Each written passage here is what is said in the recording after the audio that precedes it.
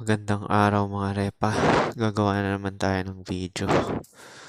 So, tong video na to is lesson lang to. Ah, hindi naman to special eh. Marami na rin nagsabi nito eh. Na, di ba nga, nabanggit ko nga sa inyo na bawat tao ay may sari-sariling pangangailangan at selfish talaga ang isang living organism, which is tao nga. Lahat naman talaga ng bubuhay dito ay selfish kasi nga naka-wired tayo for survival kasi yung katawan natin is in a deficiency state or negatibo at tsaka nasa hunger state.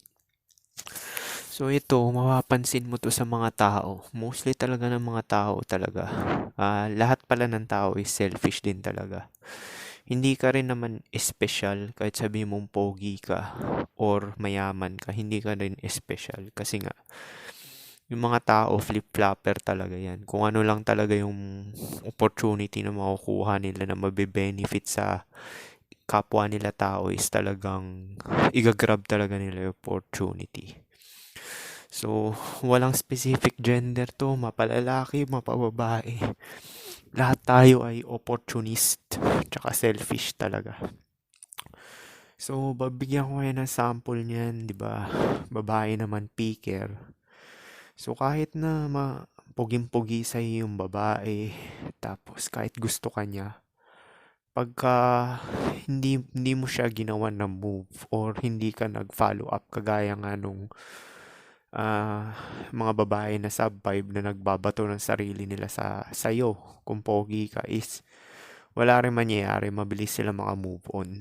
Kasi sa dating and relationship, babae talaga may upper hand dyan kasi marami silang options talaga. Lalaki is nagko-compete, onti lang option ng lalaki.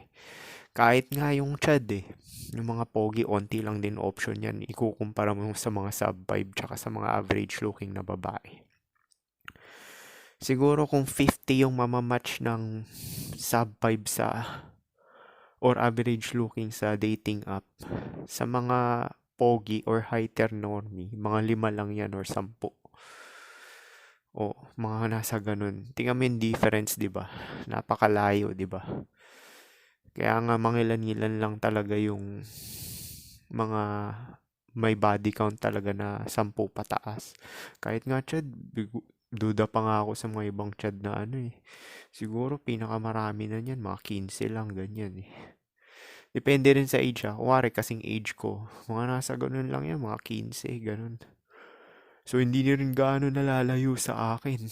Kasi sa akin, magsasampu na Mahirap talaga. Lalo na, ako, sa ko neto, hindi naman ako nagtatry din kasi. Paano kaya kung nagtry pa ako? Baka malamang 15 rin. Kasi hindi ako nagtatry, puro passive yun sa akin. 50-50 nga So, yun nga napansin ko yung mga babae, mabilis sila makamove on talaga. Kahit nga sa mga breakup di ba?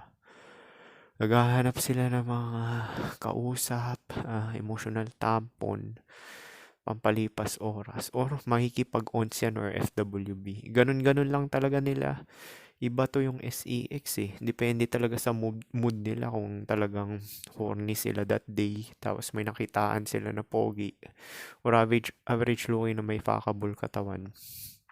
Is talagang makikipag-onsian or FWB. Yun yung short term na sinasabi ko, di ba? Na So, hindi lang naman puro chad yan. Dahil yung mga chad kasi napaka-unti lang talaga sa yan Sa lipunan, 10% lang talaga yan. Kahit nga heteronormy, bihira na. Di ba ako yung mukha ko heteronormy? Rare pa rin talaga sa paano pa kaya yung chad, di ba? So, hindi mo rin talaga yan makikita talaga sa sa pang-araw-araw. Mostly rin naman talaga na matataas na body count is yung mga average looking din talaga na may fuckable katawan. Kasi yun yung regular na makikita mo sa everyday. Tsaka may kasama na rin yung desensitization. Ibig sabihin ng desensitization is yung ganong itsura ng lalaki is lagi mong nakikita. So, malaking influence siya sa pangkalahatan. Kaya nga yung mga artista, 'di ba? Parang iisa lang yung itsura nila, 'di ba? Kasi nga yun yung lagi nakikita parati eh. So, yun nga, mabalik tayo dyan. Isipin mo lang talaga is, hindi ka talaga special. Tapos meron at meron pa rin talaga mga tao na gusto ka or ayaw ka kahit sa anong bagay man yan. Kesyo pangit ka, average looking ka, or pogi ka. Is talagang may mga tao talaga na gusto ka at ayaw ka. Depende na lang yun sa tao. Interconnected nga tayo kasi, 'di ba? Tapos yun nga, mabilis talaga sila maka-move on eh. Parang yung ka-FWB ko, yung last namin, naramdaman ko parang ayaw na niya siguro. Mabilis sila maka-move on talaga. Kuwari, titikman ka lang nila ng ilang beses. Tapos sabay, dahil nakakategory ka lang na pang short term, hindi ka na nila talaga love. So, mangyayari is parang magsasawa na sila. So, feeling ko nagsawa na rin yun. Naramdaman ko kasi. Kasi yun yung instinct na lalaki.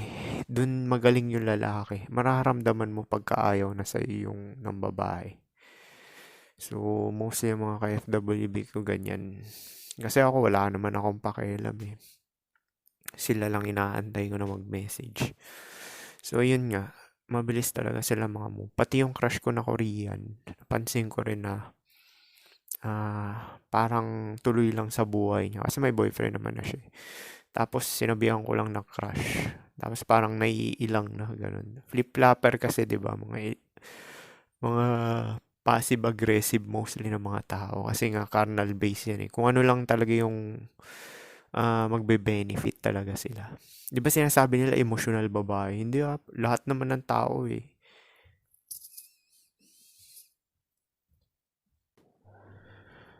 Lahat din naman talaga ng tao ay emotional din talaga. Basta mga hayop. So, tao, lalaki at babae, considered ko yan as hayop.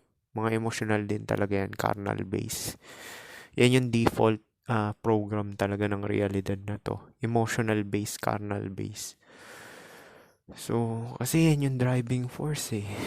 Para talaga, yung desire talaga eh, di ba? Eh, pag nag-drop yung ego mo, na-achieve mo yung enlightenment, wala ka na kasi desire eh. Parang nag-aantay ka na lang mamatay, mapunta sa kawalan. Actually, nasa state ka na ng kawalan, pero may katawan ka pa rin na nasa constant negative, di ba? So, talagang napipilitan ka lang talaga gawin talaga yung mga pang-normal na ginagawa, which is mag-survive lang talaga.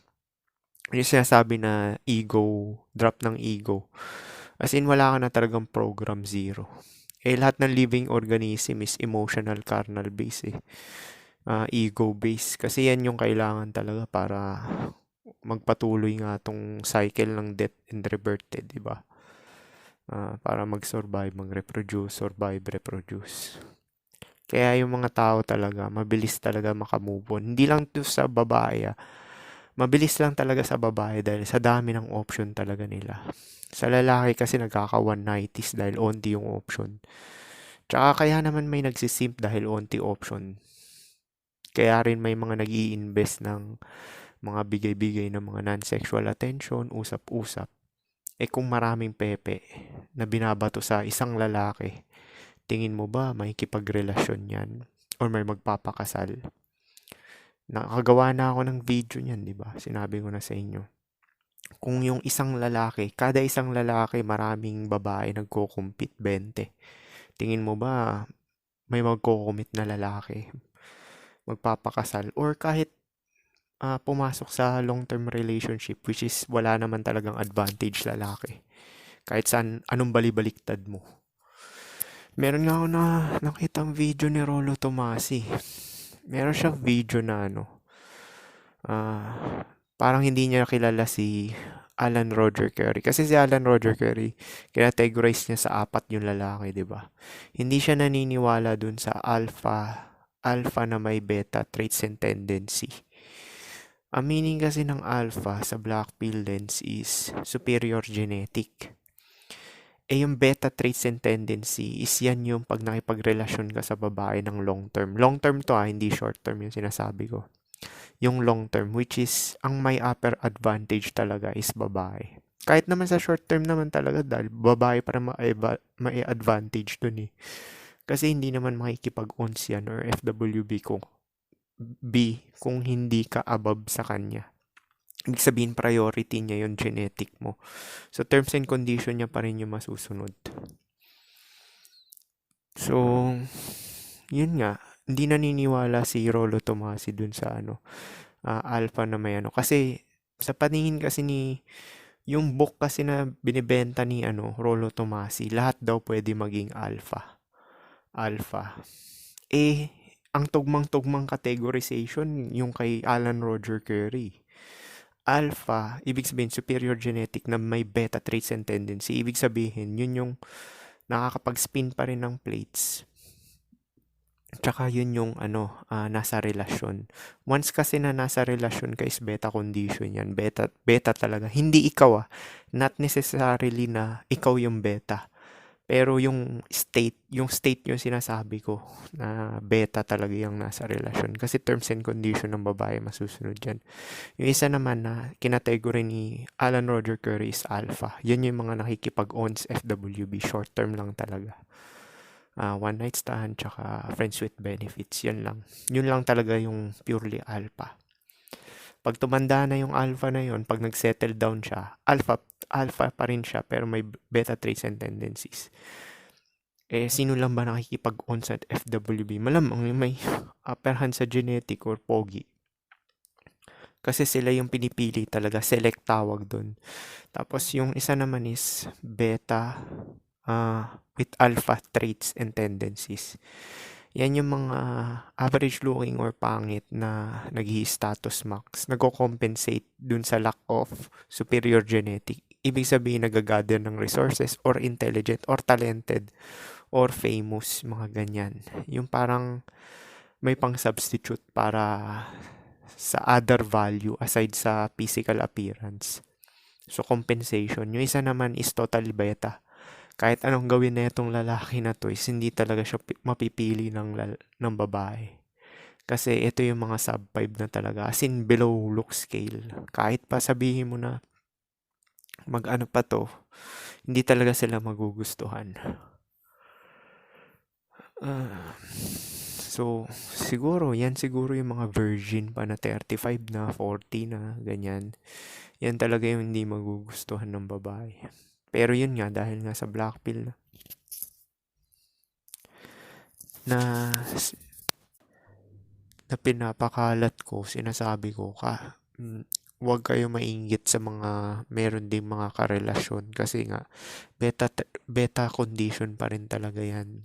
Kaya mas maganda kung pangit ka talaga or average looking, mas maganda mag-pro ka na lang talaga kung hindi mo nakukuha yung short term na sinasabi ko. So, yun lang napansin ko talaga. Hindi ka talaga special dito. Kahit yung mga pogi rin talaga. Na ako nga, heteronormy na nga ako. Pero, oo nga, pili nga ako.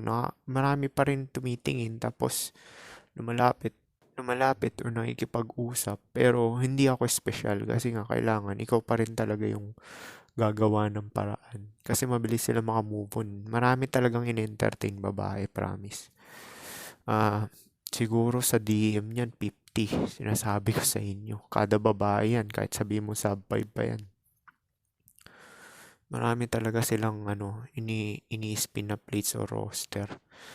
Kaya kailangan mo pa rin talaga mag-direct approach, yayayain agad, ganyan. Kasi nga, ang hypergamy kasi hindi nag-aantay yan Ang gusto talaga niyan yung final product talaga Top G sa beta box siya, top G sa genetic. Tsaka kailangan mo talaga aggressive ka talaga. Kailangan mo sabihin, halika na dito, yan. Yun yung sinasabi nila masculine, di ba? Kailangan aggressive ka. Nayayayain mo agad. Kasi pag pabagal-bagal ka, yung ibang nasa roster niya yung unang magyayaya, di ba? So, yun nga yung napansin ko. Kahit yung mga nagkakakrush sa'yo na nakatrabaho mo. Sa una lang yan, kasi nga bago pa Pero katagalan din is mawawala, mag-fade na rin. Babalik uli sila sa survival mode nila. Yung sarili pa rin talaga nilang kapakanan. Siguro titingnan ka na lang nila is parang pampaganda lang ng araw. Pero yun talagang ninanais ka talaga nila maging ka fuck buddy or ano, hindi na uubra. Yun napansin ko pag masyado mong pinatagal. Kasi yung nag-move sa akin na babae, 'di ba, katrabaho ko. Bago lang siya, 1 month lang. Tapos lagi niya akong kinausap. Siguro mga 3 usap lang kami. Tapos niyaya niya ako magparke. Doon ko na dinirect approach doon sa parke. Kasi outside na premise na yun, di ba? Yun nga sinabi ko nga na ano, gusto ko I want to fuck her. Yun yung sinabi ko sa kanya. So ayun, tapos kumain lang kami ng burger. KKB din yun. Tapos sabay konting lakad lang dun sa ano, dun sa may malapit sa may dagat. Paggabi na kasi yun, tapos drinap niya ako dito sa flat. Tapos ayun na ano. So yun yung one day late. Kasi nga hypergamy nga eh. Mamadali yan. Hindi yan yung nag-aantay. Kaya maganda talaga. Ang game lang talaga is magustuhan ka lang talaga. Yun lang talaga game, which is based on looks talaga siya, physical appearance. Tapos kung napasa mo yung looks threshold, kung pabagal-bagal ka, parang nag string ka, yung mga ganyan, parang hindi alam ng babae kung gusto mo ba siya or hindi. Mag-move on na yan. Mabilis sila mag-move on kasi marami silang ini-spin nga na plates. Yun yung ano ko. Kahit dati pa alam ko na yan na ganyan Meron nga isa akong Facebook na ka-Facebook na friend. Niyaya niya dinirect approach, tapos niyakap niya. Tapos niyaya niya na tapos in-string siya. So parang nabasa ko na yun na meron nang ibang lalaki na pinagbibigyan yun ng SEX. Kaya ganun. Kaya, kaya ganun yun nangyari. So pagka nag-direct approach ka tapos hinang ka, ibig sabihin, nasasatisfy na siya dun sa ibang lalaki. Kaya ayaw niyang ibigay sa'yo kasi may isang nagsasatisfy na sa kanya na Pero mostly ganun. Merong isa talaga na nagsasatisfy. Bihira lang talaga yung super promiscuous na babae na talagang nakikipagtirahan talaga sa kung sino-sino. Makikita mo lang yun sa online, pero yung real life talaga is bihira ka makakita ng ganun. Kaya wag nyo papaniwalaan masyado yung sa online, yung sinasabi halos lahat ng mga babae matataas na body count. Sabihin na natin mga Gen Z ngayon, mga 5, ganyan. Hindi naman yung exaggerated kagaya na sa online, 'di ba? Pinapakita sa inyo ng 100 na sa isang buwan. Hindi ako naniniwala dun na makikita mo na common yun sa mga Gen Z na pang real life Hindi common yun sa real life. Kasi may risk nga na STD tsaka pagbubuntis, 'di ba? Yun nga yung sinasabi ko. So, paano? Yun lang siguro. Kaya maganda talaga mag-focus ka na lang talaga sa survival. Ganun din naman, mawawalan din naman talagang gana yung bawat gender Kasi babae, nagtatrabaho na sila. Tapos parang, pag nag-commit ka sa relasyon is kukuha rin ng oras. So, yung perspective ng lalaki at babae is parang iisa na lang din para sa paningin ko parang iisa na lang din. Ayaw ng both gender na mag-commit sa relasyon. Kasi nga, kukuha ng oras tapos resources. Tapos gano'n. Nauuso ngayon, parang ganito na setup Parang yung pareha sa akin Na pupunta na lang yung babae dun sa flat mo para i-pleasure mo siya. Tapos pag nagsawa na siya sa'yo, lilipat na naman siya sa ibang lalaki na may kipag FWB or fuck body or ons nga. So, mapapalad lang dyan yung mga napili lang talaga ng babae na na makakatanggap ng ganyan na easy access ng SEX. Masasabi ko bang swerte ako or top notch yung looks ko? Hindi. Hindi ko naman sinasabi na super pogi ako or aminado ko heteronormy pero yung pogi hindi kasi wala lang talagang competition sa field ko talaga. Ibig sabihin demographic pa rin talaga yung sa akin nag-play. Kasi nga, yung profession ko is konti lang lalaki talaga. So, competition din talaga, napakalis. Kaya parang ganun. Actually, may nakasabay na naman ako pa uwi yung katrabaho ko. Ngayon ko lang naisip kung nasa bahay na ako. Sana pala niyaya ko dumiretso na dito. Kasi palakad na rin kami na pareho na ng daan eh. Dahil sa hypergamy, kung niyaya ko yun, 50-50. Pwede namang pumayag siya, pwedeng hindi.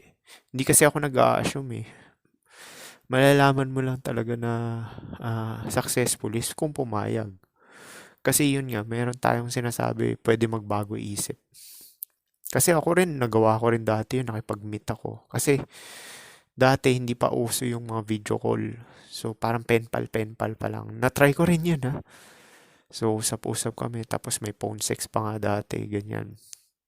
Na-try ko rin yun pero nakornihan ako, so nakipag-meet up ako. Tapos pag-meet ko, ulats yung itsura. Parang napilitan na lang ako, natulog na lang ako ng isang gabi. Tapos yun nga yung naka-divergenize sa akin ng 19 ako. Pinasok niya lang ng siguro isang beses or dalawa. Naramdaman ko kasi madulas eh. Pero hindi ko kinonsider yun kasi hindi ako nilabasan. Ang kinoconsider ko yung 21 ako. Yung naka-ons ko nga na 27 na may boyfriend. Yon edad ko noon 19 tapos yung babae 24. Kasi nung bata ako, mga 19 hanggang 21 is puro matatanda yung nakakadate ko. 24, 26, 27. Yun yung mga ganun. Yun yung mga pumipili sa akin. Kasi nga, opportunist lang din talaga ako at selfish eh. Kung sino magkagusto lang talaga sa akin eh.